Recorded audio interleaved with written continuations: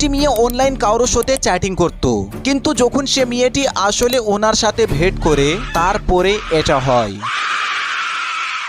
তাহলে দেখুন সোশ্যাল অ্যাওয়ারনেসের লেগে জোসন সব মেয়ের প্যারেন্টের সাথে একটি এক্সপেরিমেন্ট করলো, যাতে জোসন সব মেয়েকে মেসেজ করে, আমি একটা 20 বছরের যুবক, আপনার শহরে নতুন এসেছি, ক্যান উই মিট। ফার্স্টে একটি মেয়ে রেডি হয়ে যায় পার্কে মিটিং করার লেগে, কিন্তু সেখানে ওই মেয়ের বাবা ছিল, আর তারপরে ওই মেয়েকে ভালো করে বোঝায়।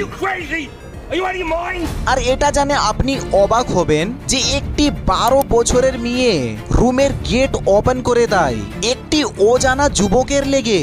আমি তো জেনে শক। আর এরপরে একটি মেয়ে জোসনের ভ্যানে যেয়ে বসে যায়, তারপরে ওকে কিন্তু কিডন্যাপ করে নেওয়া হলো। আর জানেন ওকে কিডন্যাপ কে করেছে? ওই মেয়েটির মা বাবা।